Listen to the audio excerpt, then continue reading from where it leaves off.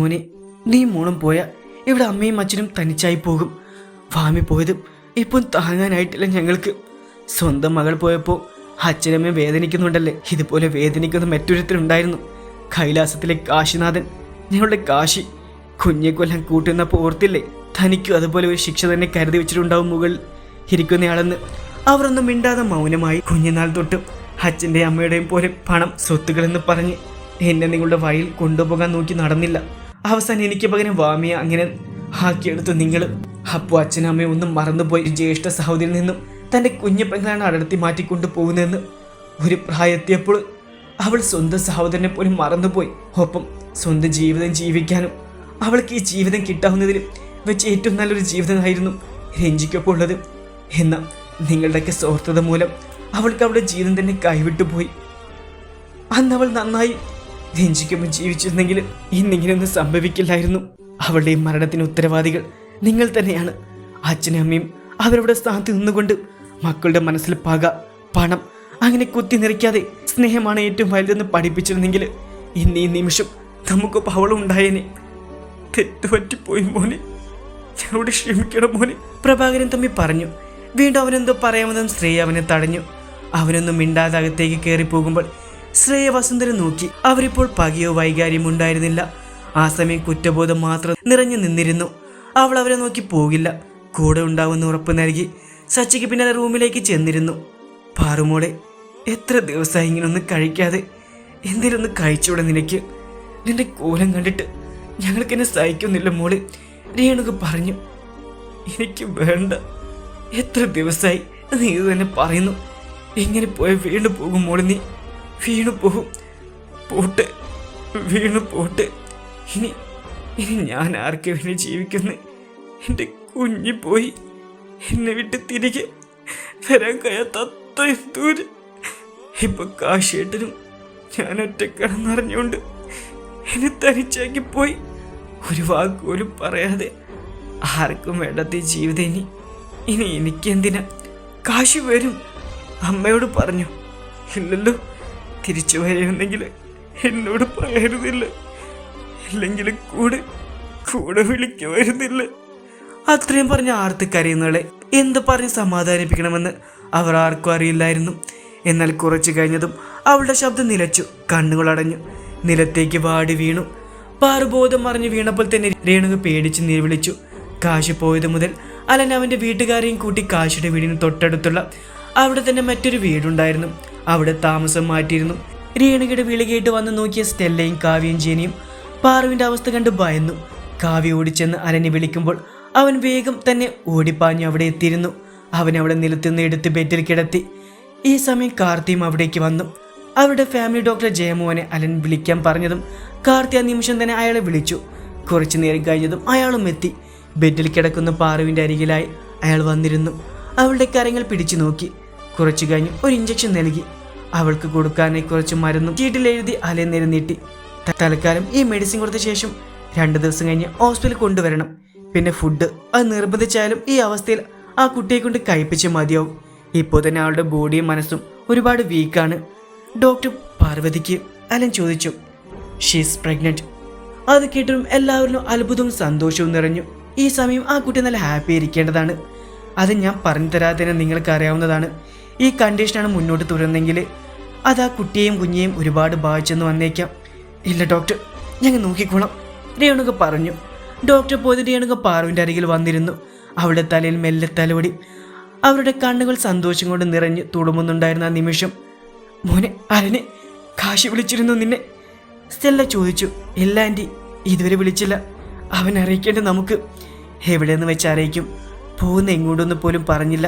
എപ്പോൾ തിരിച്ചു വരുമെന്നും അവനെ സംബന്ധിക്കുന്ന ഒന്നും തന്നെ എടുക്കാതെയാണ് പോയിരിക്കുന്നത്. അപ്പോൾ എവിടെയെന്ന് പറഞ്ഞ് അന്വേഷിച്ച് കണ്ടെത്തി പറയും. അവളുണരുമ്പോൾ ഇതറിഞ്ഞ് ആദ്യം തേടുന്നത് കാണാൻ ആഗ്രഹിക്കുന്ന കാശിയാവും. അവൻ കൂടെ പോയതും മോളാകെ തളർന്നു. ഇനി ആ അവസ്ഥയിൽ അവനെ കാണാതെ എനിക്കറിയില്ല എന്ത് ചെയ്യണമെന്ന്. എല്ലാം വിധിക്ക് വിട്ടുകൊടുക്കാൻ ഞാൻ. പാറു ഉണരുമ്പോൾ രേണുക അവളുടെ ഉദരത്തിൽ കാശിയുടെ കുഞ്ഞി പിറവി കൊണ്ടെന്ന് പറയുമ്പോൾ അവളുടെ കണ്ണുകൾ സന്തോഷം കൊണ്ട് വിടർന്നു. കണ്ണുകൾ നിറഞ്ഞു. അറിയാതെ കരങ്ങൾ ഉദരത്തിൽ പതിഞ്ഞു. അവൾ ഉദരത്തിൽ കരങ്ങൾ ചേർത്ത് വെച്ചുകൊണ്ട് തന്നെ വിളിച്ചു, കുഞ്ഞുമോള്. ഒരു നിമിഷം ചുറ്റും നിങ്ങളുടെ കണ്ണുകളും അവളുടെ പ്രവൃത്തിയിൽ നിറഞ്ഞു.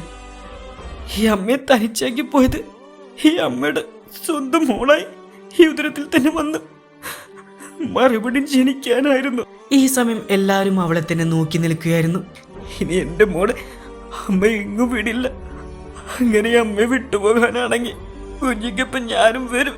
അവളുടെ ആ സംസാരം കേട്ടുന്നവരെ വീണ്ടും കണ്ണീരാഴ്ത്തി. ഭീം എവിടെ പോയതാ? നിന്നെ വിളിച്ചില്ല വൈക? ഇതുവരെയും അവൻ ഇല്ല. ഫോണാണെങ്കിൽ ഇന്നലെ മുതൽ സ്വിച്ച് ഓഫും. അതെ, രുദ്രവീർ ഒന്ന് മൂളി. കാശ് എവിടേക്കാവും പോയിട്ടുണ്ടാകുക? ഇത്രയും ദിവസമായിട്ടും അവൻ തിരികെ വന്നില്ലെങ്കിൽ അതിനർത്ഥം കുഞ്ഞിയുടെ മരണം അവൻ ഒരുപാട് തളർത്തിയെന്നല്ലേ? അതെ, എന്ന് കരുതി അവനെ കെട്ടടങ്ങി ഓടിപ്പോയ വീരുമായിട്ട് കാണണ്ട. കാശ് മാറി നിൽക്കുന്നുണ്ടെങ്കിൽ അതിന് പിന്നിൽ അവൻ്റെതായ ലക്ഷ്യമുണ്ടാവും. എന്തൊക്കെ ഇനി അവൻ ചെയ്താലും ശരി, നാളെ നമ്മൾ ആഗ്രഹിച്ചതുപോലെ എല്ലാ തടസ്സവും നീക്കിക്കൊണ്ട് നമ്മുടെ ഹോസ്പിറ്റൽ തുറന്ന് പ്രവർത്തിക്കാൻ പോകുക. ഇനിയെല്ലാം നമ്മുടെ കൈപ്പിടിയിലാവാൻ തുടങ്ങുന്ന സമയമാണ് അങ്ങോട്ട്. അതിൻ്റെ സന്തോഷത്തിൽ നമുക്ക് മൂവർക്ക് ഒരുമിച്ച് സന്തോഷത്തോടെ തന്നെ പറയാം. ചിയേഴ്സ്. മൂവര് മധ്യ ഗ്ലാസ് ചുണ്ടോട് ചേർത്ത് കുടിക്കുമ്പോൾ മുന്നിലുള്ള ന്യൂസ് ചാനൽ ആ മുഖം തെളിഞ്ഞു കണ്ടു. ഒപ്പം കേട്ട വാർത്ത അത് അവരൊരുപോലെ നടുക്കി. വൈകിയുടെ കയ്യിലിരുന്ന മദ്യത്തിന്റെ ഗ്ലാസ് നിലത്ത് വീഴൊടിഞ്ഞ് ചിതറി. ഇന്ന് രാവിലെ വനത്തിലുള്ള ആദിവാസികളാണ് ആദ്യം കണ്ടത്. തല മാത്രം മുഖം തിരിച്ചറിയാൻ പാകത്തിന് കിടന്നു. എന്നാൽ ദേഹത്തിന്റെ മറ്റു ഭാഗങ്ങളെല്ലാം കടിച്ചു പറിച്ചു നിലയിലായിരുന്നു. ടിവിയിൽ കൂടെ കേൾക്കുന്ന വാർത്തയും ഒപ്പം ഭീമിന്റെ ഫോട്ടോയും കണ്ടതോടെ വൈക ഉച്ചത്തിൽ അലറി വിളിച്ചു, നോ! അവളെപ്പോലെ തന്നെ രുദ്രവീർ, രാവൺ, രണ്ടുപേർക്കും അത് വല്ലാത്ത ഷോക്ക് തന്നെയായിരുന്നു. അധിക നേരം വെച്ചിരിക്കാൻ കഴിയാത്ത കൊണ്ട് തന്നെ ഭീമിന്റെ ബോഡി കൊണ്ടുവന്നതും അത് ചിതയിലേക്ക് വെച്ച് പോയിരുന്നു. അവന് സ്വന്തമെന്ന് പറയാൻ കൂടപ്പിറപ്പുകളോ മറ്റു കുടുംബങ്ങളോ ഉണ്ടായിരുന്നില്ല. അവൻ്റെ എല്ലാം എന്ന് പറയുന്നത് വൈകിയും രാവണവും രുദ്രവീറുമായിരുന്നു. അതുകൊണ്ട് തന്നെ എല്ലാ ചടങ്ങുകളും അവർ തന്നെ ചെയ്തു. അപ്പോഴെല്ലാം വൈകി റൂമിൽ തന്നെ ഒതുങ്ങിക്കൂടി. കാരണം അവൻ്റെ മരണം അവളെ വല്ലാതെ ഉരച്ച് കളഞ്ഞിരുന്നു. വൈകിയുടെ റൂമിലേക്ക് വന്നുകൊണ്ട് രാവൺ അവളെ വിളിച്ചു. അവന് പിന്നാലെ വീറും വന്നിരുന്നു. പോയവർ പോയി, നീ ഇങ്ങനെ ഇരുന്നു കൊണ്ട് ഒരു കാര്യമില്ല. അടുത്തത് എന്ത് എന്നതിനെ പറ്റി വേണം ചിന്തിക്കാൻ. നഷ്ടപ്പെട്ടത് എനിക്കല്ലേ, അപ്പോൾ അത് നിങ്ങളെ ബാധിക്കില്ലല്ലോ. അതുകൊണ്ട് ഇങ്ങനെ പറയാൻ എളുപ്പമാണ്. നീ എന്താ അവനെ ഞങ്ങൾ അഭയപ്പെടുത്തിയെന്നാണ് കരുതുന്നത്? അല്ലെന്നും പറയാനും കഴിയില്ല. കാരണം ഭാമിയെ ഞങ്ങൾക്ക് മുന്നിലിട്ട് കൊന്നവർ ഭീമിനെ കൊല്ലാനും മടിച്ചു കാണില്ലെന്ന് ആര് കണ്ടു? അവൾ അത്രയും പറഞ്ഞു തീർന്നതും തന്നെ വേറെ പാഞ്ഞു വന്ന് അവളെ കഴുത്തിന് കുത്തിപ്പിടിച്ചു. ഡാഷ് മോളെ, ഇന്ന് ഈ കാണുന്ന ഞങ്ങൾ മൂവരും ചേർന്നുണ്ടാക്കിയതാണ്. പലരെയും വെട്ടിച്ചും ഒപ്പം തടസ്സം നിന്നവരെ കൊന്നും തന്നെയാണ്. അന്നെല്ലാം നമ്മളെക്കാൾ വിശ്വസ്തനായി കൂടെ നിന്നതാണ് ഭീം. അത് കഴിഞ്ഞ് ഭീം വഴിയാണ് നീയും ഞങ്ങളെ കൂട്ടത്തിൽ വരുന്നത്. പുറത്തുനിന്ന് ആരെയും വിശ്വസിച്ച് കൂടെ കൂട്ടാത്ത ഞങ്ങൾ നിന്നെയും വാമിയെയും കൂടെ കൂട്ടിയിട്ടുണ്ടെങ്കിൽ അത് ഭീം അവൻ്റെ ഒറ്റ വാക്കിലായിരുന്നു. ഞങ്ങൾ ചെയ്ത പല നെറുകയുടെയും സാക്ഷിയായതും അവൻ തന്നെ. അതുകൊണ്ട് അവന് നേട്ടമില്ല, നഷ്ടം ഉണ്ടായിട്ടില്ല ഇന്ന് വരെ. അവനെ കൊല്ലാൻ പ്ലാൻ ഉണ്ടായിരുന്നെങ്കിൽ നിനക്കൊപ്പം നിന്ന് കാശിക്ക് നേരെ ആദ്യം ഒരുക്കിയ പ്ലാൻ അത് ഫ്ലോപ്പായപ്പോൾ അത് മറച്ചു വെച്ചുകൊണ്ട് എന്നെ പറ്റിച്ചപ്പോൾ അത് അറിഞ്ഞ് അന്ന് എന്നെ കൊല്ലാമായിരുന്നില്ലേ എനിക്ക്? എന്നിട്ട് ചെയ്തു ഇല്ല. കാരണം തെറ്റ് അത് കൂടെ നിൽക്കുന്ന ആർക്കും പറ്റാം. തിരുത്താവുന്ന തെറ്റാണെങ്കിൽ ക്ഷമിക്കാവുന്നവരുള്ളൂ. അങ്ങനെ ഞങ്ങൾ കരുതിയുള്ളൂ. എന്ന വാമി അവൾ ഒറ്റയ്ക്ക് കൊടുക്കാനെ നോക്കിയത്. എന്തു സഹിക്കും ഞാൻ കൂടെ നിന്ന് ഒറ്റുന്നത്? അത് മാത്രം സഹിക്കില്ല. അതുകൊണ്ട് തന്നെയാണ് അവൾ നിങ്ങൾക്ക് മുന്നിട്ട് തന്നെ കൊന്നത്. കാരണം കൂട്ടത്തിൽ അങ്ങനെ ആർക്കെങ്കിലും ഞങ്ങൾ ചതിച്ച് രക്ഷപ്പെടുന്ന ചിന്തയുണ്ടെങ്കിൽ അത് മാറട്ടെ എന്ന് കരുതി തന്നെയായിരുന്നു ചെയ്തത്. പിന്നെ ഇപ്പൊ ഭീമിനെ സംഭവിച്ചത് അതിന് പിന്നെ ഞങ്ങളല്ല, അവൻ, ആ കാശിയാണ്. തലയ്ക്ക് ബുദ്ധിയുള്ള ആർക്കും വേണമെങ്കിലും ചിന്തിക്കാവുന്നതേ ഉള്ളൂ. വീർ വായിൽ നിന്ന് കാശിയുടെ പേര് കേട്ടതും വൈക അമ്പരപ്പൂടെ ബില്ലിൽ നിന്ന് എഴുന്നേറ്റ് അവനെ നോക്കി. കാശി നാട് വിട്ടു പോയതല്ലേ? അവനിങ്ങനെ ഇവിടെ നമ്മുടെ ഭീമിനെ കുഞ്ഞു മരിച്ചില്ലേ? അപ്പൊ എന്റെ സമല തകർന്ന് കാണില്ലേ? അവൻ തളർന്നു പോകുമെന്ന് വിചാരിച്ച് നമ്മളാ മണ്ടന്മാർ അവന്റെ ജീവൻ അവൽ നിന്ന് പറിച്ചെടുത്ത് കളയുമ്പോൾ അവനിൽ കെട്ടിറങ്ങിയ സംഹാരം മാത്രം നടത്തുന്ന മറ്റൊരു കാശുണ്ടെന്ന് മറന്നുപോയി. ഇപ്പോൾ അവൻ നമ്മുടെ എല്ലാം സർവനാശത്തിനാണ് ഇറങ്ങിയിരിക്കുന്നത്. അതിൻ്റെ ആദ്യ ഇരയായി അവൻ തിരഞ്ഞെടുത്ത ഭീമിനെ. ഭീം എങ്ങനെ അവൻ്റെ കയ്യിലെത്തിയെന്നുള്ളത് ഇപ്പോഴും ഉത്തരം കിട്ടാത്ത ചോദ്യം തന്നെയാണ് എനിക്ക്. കാശ് ഇപ്പോഴും മറിഞ്ഞിരിക്കുന്നത് കൊണ്ട് ഭയക്കണം നമ്മൾ. അടുത്ത് നമ്മൾ ആര് വേണമെങ്കിലും വീഴാം. അതിനു മുന്നേ അതിനിടവരാതെ കാശിയെ കണ്ടെത്തി കൊല്ലണം. അല്ലാതെ ഇങ്ങനെ അങ്ങോട്ടും ഇങ്ങോട്ടും തെറ്റുകൾ ചൂണ്ടിക്കൊണ്ട് സ്വയം പഴിക്കുമല്ല വേണ്ടത്. അപ്പോൾ കാശി നമ്മളെല്ലാവരെയും കൊല്ലുമെന്നാണോ? കൊല്ലും. അതിനു മുന്നേ അവനെ കണ്ടെത്തി കൊന്നില്ലെങ്കിൽ ഭീം അവസ്ഥ തന്നെയാവും നമുക്കും. അത് പറയുമ്പോൾ മരണമെന്ന ഭയം വൈകിയെ ആകെ ഭയപ്പെടുത്തി തുടങ്ങിയിരുന്നു. എന്നാ ഇപ്പോൾ നിനക്ക് ഇങ്ങനൊരു മനമാറ്റം തോന്നാൻ കാരണം? സഹദേവൻ ശ്രീയെ നോക്കി ചോദിച്ചു. മനമാറ്റം ഇന്നലെ സംഭവിച്ചല്ല, എൻ്റെ ജീവൻ തന്നെ എന്നെ പഠിപ്പിച്ചത് ഒന്നാണ്. ഇപ്പോഴുള്ള ഈ സ്ത്രീയുടെ മാറ്റം. ശരിയാണ്, നിങ്ങൾക്കൊപ്പം ഞാൻ നിന്നു. കയ്യിൽ കിട്ടാൻ പോകുന്ന പണം കണ്ട് മഞ്ഞളിച്ച് പോയിട്ടുണ്ട്. എന്നാൽ അന്ന് ഞാൻ ഒന്നും അറിയാതെ പോയി. വിലക്ക് വാങ്ങാൻ കഴിയാത്ത ഒന്നാണ് എൻ്റെ ഭാര്യയുടെയും കുഞ്ഞിൻ്റെയും സ്നേഹമെന്തെന്ന്. നിനക്ക് മാറ്റം വന്നെന്ന് കരുതി ഞങ്ങൾക്ക് അങ്ങനെ ആണോന്നുണ്ടോ? അങ്ങനെ ഞാൻ പറയില്ല. മാറേണ്ടത് അവരുടെ മനസ്സിൽ നന്മ കൊണ്ടാവണം.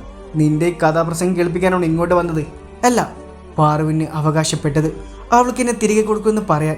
നമുക്ക് അവകാശപ്പെടാത്ത സ്വത്തുകളായാലും പണമായാലും മറ്റെന്ത് തന്നെ ആയാലും അത് അധിക നാൾ നിലനിൽക്കില്ല. ആർക്കെങ്കിലും വേണ്ടി തന്നെ ഇനി വെട്ടിപ്പിടിക്കാൻ നോക്കിയാൽ തന്നെ മറ്റേയാളുടെ കണ്ണീർ വീണ്ടുകൊണ്ടെങ്കിലും അത് ഒരിക്കൽ പോലും നമുക്ക് തന്നെ ഉപകരിക്കുകയുമില്ല. എടാ ശ്രീയെ, ഇത്രയും നേരം നീ പറയുന്ന കേട്ട് മിണ്ടാൻ നിന്നതേ എൻ്റെ കെട്ടിയവളുടെ ആങ്ങളുടെ മോനല്ലേ എന്ന ഒറ്റ കാരണം കൊണ്ടാണ്. ഒന്നുമില്ലെങ്കിലും എൻ്റെ മോൻ പ്രവീണേക്കാൾ കൂടുതൽ ഒരു സമയത്ത് നിന്നെ സ്നേഹിച്ചുകൊണ്ട് നടന്നവനായി പോരുന്നില്ലേ? അതുകൊണ്ട് മാത്രം, ആ ഒറ്റ കാരണം കൊണ്ട് നിന്റെ സംസാരം നിർത്തി പോകുന്നതും നല്ലത്. എന്നാൽ ഈ സമയം പ്രണവ് അയാളെ നോക്കി പറഞ്ഞു. ശ്രീയേട്ടന് ചെയ്തത് തെറ്റാണെന്ന ബോധമുണ്ടായി. അത് തിരുത്താൻ തയ്യാറായി വരുമ്പോൾ അച്ഛനും മാറിക്കൂടെ? ഈ രേഷ്മം പറയുന്നത് കേട്ട് ഇത്രയും നാളെ ഈ ഭൂതത്തെ പോലെ കാത്തു സൂക്ഷിച്ച ഈ സ്വത്തുക്കളെല്ലാം ഞാൻ ഇവന്റെ വാക്കും കേട്ട് ആ ഉരുമ്പട്ടവൾക്ക് എഴുതി കൊടുക്കണമെന്നാണോ? നടക്കില്ല, ഒരിക്കലും നടക്കില്ല. ഇപ്പോ അച്ഛൻ പറഞ്ഞ ഉരുമ്പട്ടവളെന്ന് പറഞ്ഞില്ലേ? എൻ്റെ പാറു ചേച്ചി ഇല്ലായിരുന്നെങ്കിൽ ഈ സ്വത്തുക്കൾ നിങ്ങൾക്ക് കിട്ടുമായിരുന്നു.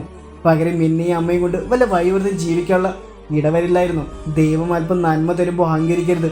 അഹങ്കരിച്ചത് നാശം മാത്രം ഉണ്ടാവുക. എല്ലാവരും ജനിച്ച് ഇന്ന് വരെ നിന്നെ കൊണ്ട് എനിക്കൊരു ഗുണം ഉണ്ടായിട്ടില്ല.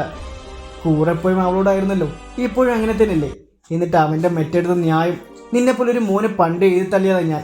ഈ കുടുംബത്തിൽ നീ വേണമെന്ന് ഞങ്ങൾക്ക് നിർബന്ധമില്ല. സഹദേവന് അത് പറയുമ്പോൾ സരോജിനി അയാളെ വിളിച്ചു. ഏട്ടാ മതി, വാക്കിൽ സൂക്ഷിച്ച് സംസാരിക്കണം.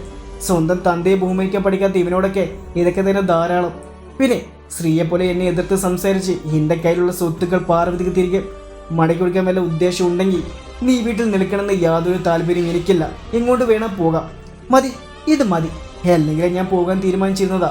ഇപ്പോൾ അച്ഛൻ തന്നെ പറഞ്ഞ സ്ഥിതിക്ക് ഇനി ഞാൻ ഈ വീട്ടിൽ എന്തിനാ നിൽക്കുന്നത്? ശരിയാണ് പ്രണവ്, നമുക്ക് സ്ഥാനമില്ലെന്ന് തോന്നിയിടത്തു നിന്നും നമ്മളായി തന്നെ ഇറങ്ങിപ്പോകുന്നത് നല്ലതാണ്. കാരണം ജീവിതത്തിലെ കുറച്ച് നാളെങ്കിലും സത്യസന്ധതയോടെ മറ്റുള്ളവർക്ക് മുന്നിൽ തലയുയർത്തി തന്നെ ജീവിക്കാലോ. നിനക്ക് എന്തെങ്കിലും എടുക്കാണ്ടെങ്കിൽ എടുക്കാം, എന്നിട്ട് എനിക്കൊപ്പം വരാം. ജീവിതകാലം മുഴുവൻ എൻ്റെ അനിയനായി തന്നെ ജീവിക്കാം. നിന്നെ നന്നായി സ്നേഹിക്കുന്ന ഒരു കുടുംബം തന്നെ കൂടെ കാണും. പ്രണവ് വേഗം ചെന്ന് അവൻ്റെ ഡ്രസ്സും സർട്ടിഫിക്കറ്റും എല്ലാം 2 ബാഗിലാക്കി പുറത്തേക്ക് വന്നു. മോനെ, നീ ഇത് എങ്ങോട്ടാ? നീ പോയി അച്ഛനും അമ്മയ്ക്കും ആരാ ഉള്ളേ? അച്ഛനെയും മകനേക്കാൾ വലുത് പണാണല്ലോ. അത് നിറയെ ഉള്ളത് കൊണ്ട് ഈ മകൻ്റെ ആവശ്യം വരുന്നില്ല.